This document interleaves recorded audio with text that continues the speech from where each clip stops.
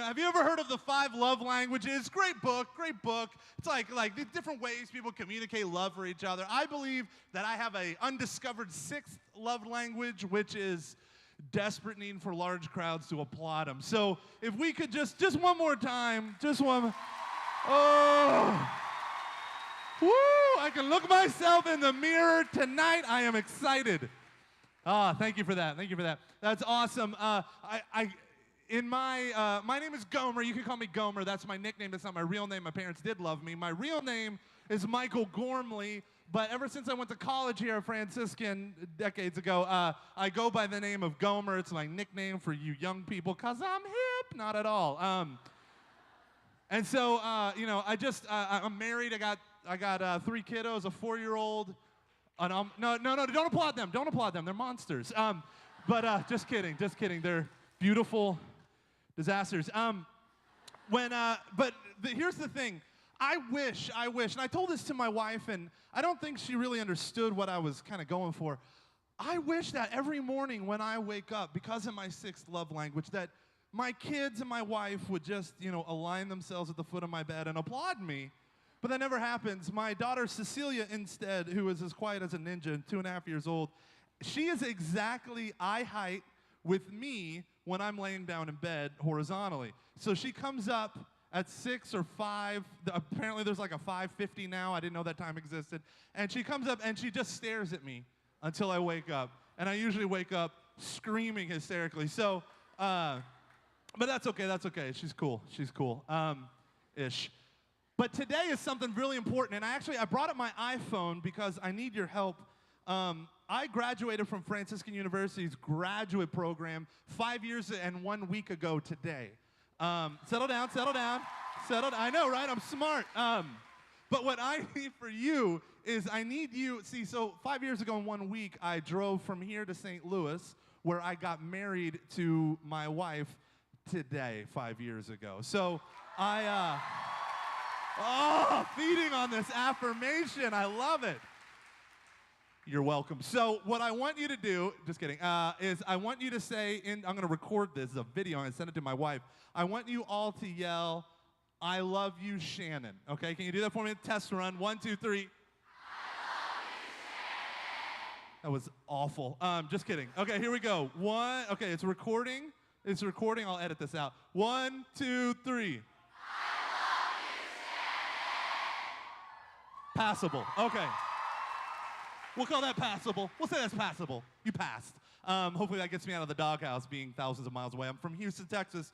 And here's the thing I want to talk to you about. So we have this beautiful and really crazy big theme. God is blank. Right, so we all are going to talk. There's all these different talks coming down the line of different ways to approach this. And thinking about this, I actually remembered a sermon that this guy, I'm sure you read this guy all the time. His name is Father Reginald Garrigou Lagrange. We call him the Great Goo. And he settled down, seminarians and priests.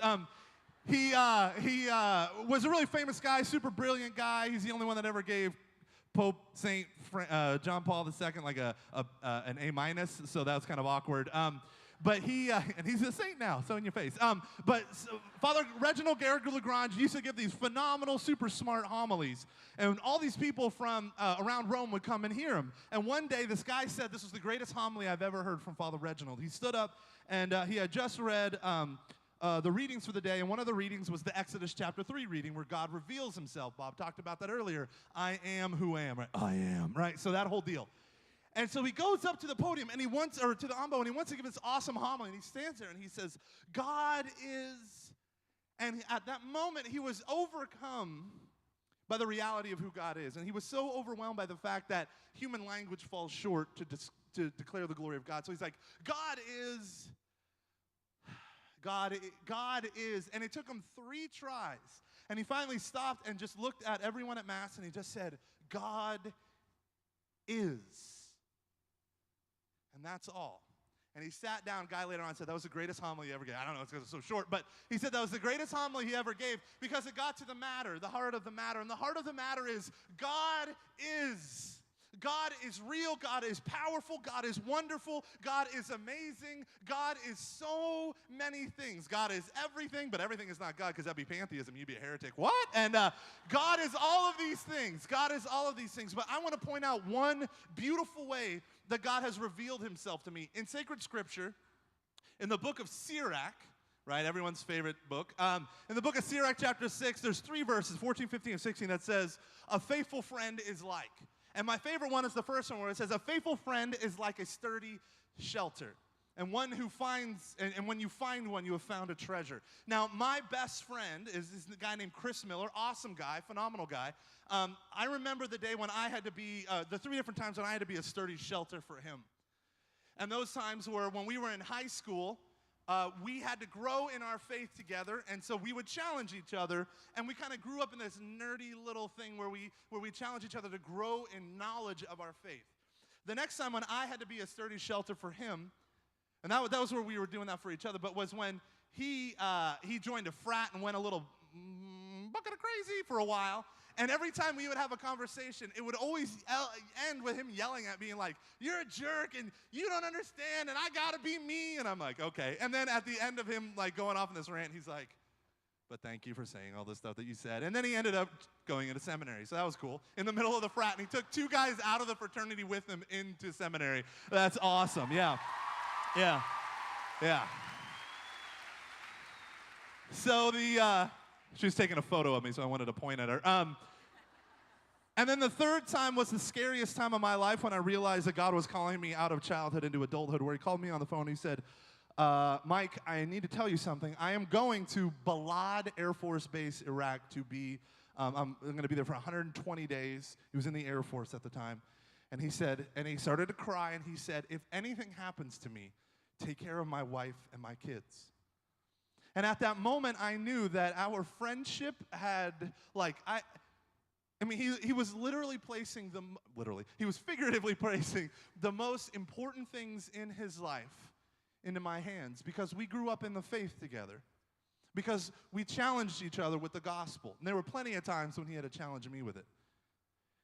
But at that moment, I'm sitting there and I'm thinking about all this stuff that God has done, and I realized this verse, right? A faithful friend is a sturdy shelter. And you sit there, and when my friend made that comment to me, it shook me to my core, because I was a bachelor at the time. I wasn't married at the time, and all of a sudden I'm getting, like, if something happens to him, I have 3 kids. Hello! So that scares me to death. But I said, of course, without even hesitating, because when you love someone truly, not convenience, not a friendship of convenience, but when you really love someone, you want to be there for them all the time. When you truly love someone, love puts the fullness in faithfulness. And when I was growing up, I was like this good Catholic kid, right? I liked being Catholic. I didn't mind going to Mass, even though I didn't really understand what was going on. I was an altar server, so I was like the elite, right? So I had all this stuff going on. The elite with perfectly parted hair. Thanks, Mom. And I had all this wonderful stuff going on, and I liked my faith, and I wasn't a bad kid. I wasn't getting in trouble. I wasn't doing all this shenanigans. But what ended up happening in my own life, and I don't know if this is the same thing for you. Hopefully this means something for someone in here, but I was a good Catholic, but I was living it on my own. Like, externally, I did all of the things I was supposed to do. I checked all the boxes. I was the good kid. I never made my parents worried at night. I was always home on time. I did all this stuff. And when it came to my faith, I treated God the exact same way. My faith, if you could even call it that, was more like agreement. I agreed with the church. I agreed with God moving in my life. Until I was at adoration, holding the Bible open to Song of Songs, chapter 2, and I met Jesus Christ. I had an encounter not with an idea, but with a person. With someone who was so in love with me that all of my sin and all of the dirty, dark deeds that were going on in my heart, all of this disconnect with my life and the external life versus the internal one, all faded away. And I felt his love enter into my life. And I realized one thing that day about our God, that even when I'm not faithful, he is always faithful. He's a world shaker, And God wants to shake your world tonight. So as we enter into prayer, as we enter into worship, I want to invite you to let him shake your world and reveal himself as your faithful